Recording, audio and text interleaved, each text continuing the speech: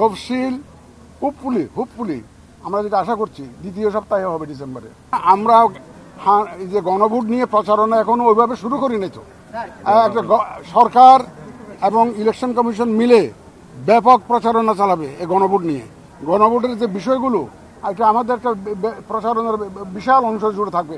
প্রচারণাটা যখন শুরু হবে তখন না আপনি বুঝতে পারবেন যে মানুষ জানলো কি জানলো না।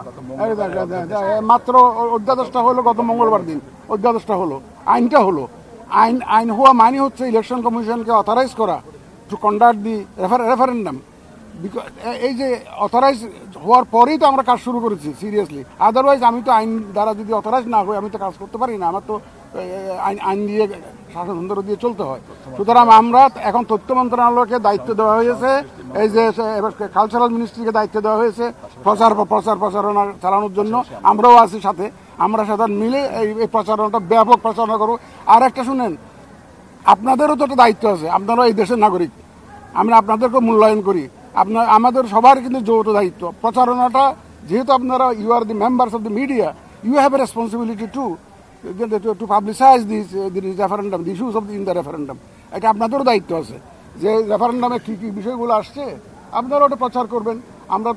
আমরা আমাদের পক্ষ থেকে আপনারা ব্যাপক প্রচার শুরু হবে, দেখবেন ইনশাল্লাহ। আইনশৃঙ্খলাটা বলি, আমি যে সেদিন বলেছিলাম 5th August 2024 রাত্রে তো ঘুমাইতে পারি নাই। No police station was working operational. আমরা নিজেদের সিকিউরিটিতে থাকতে হয়েছে। এখন কি সেই অবস্থা আছে? Things has improved much higher. আগের থেকে মতো না, এখন তো everybody can sleep at home. শান্তিতে ঘুমাইতে পারতেছেন, আপনি শান্তিতে আসছেন, এ পর্যন্ত আগে আসছেন। আপনার ক্যামেরা কি কেউ পতাকা চিন্তাই করেছে? করে নাই তো।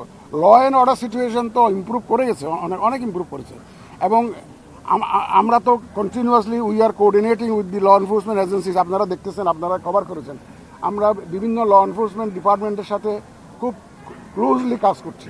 4 গুণ শক্তিশালী এনজাইম ও অধিক ফেনা সমৃদ্ধ অরিক্স সিলভার ওয়াশ মাত্র 70 টাকায়। এবং পুলিশ, আনসার, বিজিবি, আর্মি, মানে defence, all defense forces, answer, all are actively involved এবং they are all are on board. এদের ট্রেনিং হচ্ছে, এই ধরনের মক বুটিং তো তারাও করেছে। ইনশাল্লাহ আইন শৃঙ্খলা পরিস্থিতি দেখেন, বাংলাদেশে আইন শৃঙ্খলা পরিস্থিতি ওয়াজ নেভার পারফেক্ট বলে তো লাভ নাই।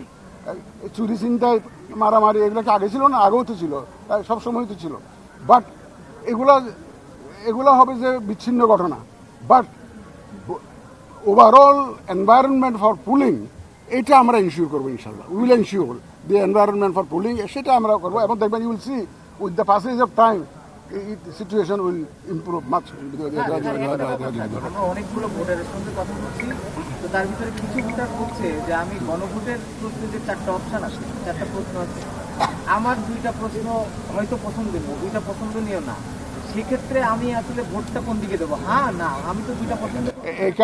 এখানে অপশন শুধু হ্যাঁ আর না। This is a political decision. এগুলো রাজনৈতিক দলগুলো আলাপ আলোচনা করে তারা সিদ্ধান্তে এসছে, সরকার আইনটা করেছে। আমরা আইন অনুযায়ী হ্যাঁ বা না, আমরা আইন অনুযায়ী ব্যবস্থা নিচ্ছি। এখানে কোনো ওই ইন্ডিভিজুয়ালি এক প্রশ্নের উত্তর হ্যাঁ, এক প্রশ্নের উত্তর না, এটার স্কোপ নাই। ওই 4টা প্রশ্নের bundle, it's a bundle of 4 questions. এবং সেটাতে either you have to say yes or you have to say no. সেটা আমরা আইন অনুযায়ী যেটা আছে সেটা আমরা ব্যবস্থা করব। অতীতে আমরা দেখেছি মক ভোটিংটা সাধারণত তফসিলের পরে হয়, এখন আগে হলো, তা কবে নাগাদ তফসিল হবে? এটা তো একাধিকবার বলে, আমাদের সেক্রেটারি, সিনিয়র সেক্রেটারি তো একাধিকবার বলছেন তফসিল হোপফুলি আমরা যেটা আশা করছি দ্বিতীয় সপ্তাহে হবে ডিসেম্বরে, হোপফুলি। ডেটগুলো আপনারা তখন জানতে পারবেন, তফসিল হলে জানতে পারবেন। এবং hopefully it will be in the 2nd week of December.